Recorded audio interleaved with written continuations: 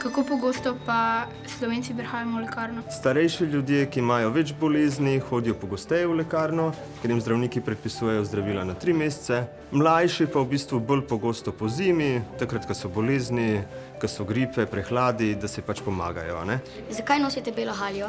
Haljo v bistvu nosimo kot osebno varovalno opremo, ki izhaja iz 19. stoletja. Takrat so pač zdravniki in farmacevti in ostali zdravstveni delavci začeli nositi belo obleko, da se bolj vidi umazanija gor in na takšen način so preprečevali prenos okužb ali pa onesnaženja. Ne? A se morate vi na vsako zdravilo spoznati, kako deluje? To se najprej učimo na fakulteti med študijem, kasneje pa tudi znanje pridobivamo z delovnimi izkušnjami, izobraževanji, specializacijami in tako naprej. A vi poznate čisto vsako zdravilo, kaj tukaj? Nekaj čez 2000 jih je, pa tudi vsakodnevno prihajajo nova zdravila in se zgodi, da se vsake toliko srečaš s kakšnim zdravilom, ki ga ne poznaš. Zato pa imamo baze podatkov, knjige, kjer pač lahko preberemo o tem in se naučimo in podučimo. A za vsako zdravilo veste, kje se nahaja? Ja, v bistvu ni težko, ker so zdravila shranjena po abecedi. Tako da v bistvu, če poznaš ime zdravila, greš po tisto črko in ga hitro najdeš. Katera črka je pa tukaj za vami? A. V lekarni potrebujemo tako kartico. Tako, potrebujejo kartico zdravstvenega zavarovanja, ki jo mi preberemo elektronsko in potem ugotovimo, če so gor recepti za njih ali pa ne. Katera zdravila so pa na recept, pa katera ne? Zdravila na recept so tista, ki zahtevajo nadzor zdravnika. Se pravi za povišen krvni tlak, za sladkorno bolezen.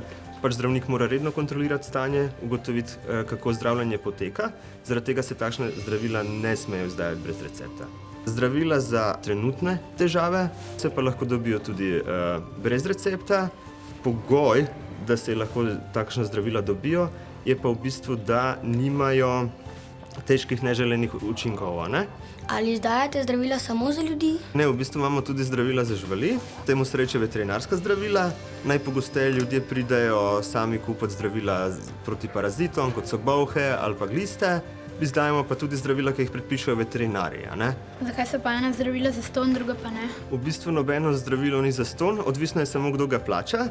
Ena zdravila morajo ljudje sami plačati, ko pridejo v lekarno, drugo pa stroške zdravljenja krije zavarovalnica.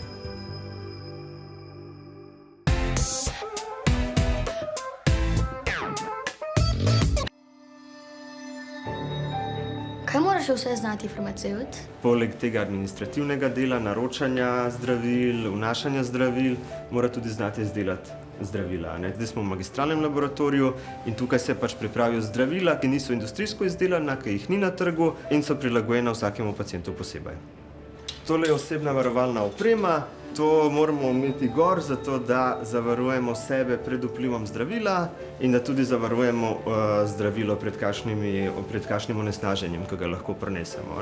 Ti si že ta prav farmacevt. Hvala. Kaj je prva stvar, ki jo moramo narediti, preden začnemo delati? Roke si moramo imeti. Bravo, super. Danes bomo pa naredili eno negovalno mazilo, ki se uporablja za nego kože, kožnih bolezni ali pa celo po obsevanju. Preden začnemo delati, vedno pogledamo, če smo vzeli pravo sestavino. Kaj pa, če se malo zmotimo? Ne smemo se zmotiti. Natehtamo malo olivnega olja. Zdaj bomo dali še mazilno podlago. S česa pa je narejena ta mazilna podlaga? Iz različnih snovi, osnova so različni voski. Imate kak poseben nož za mazati?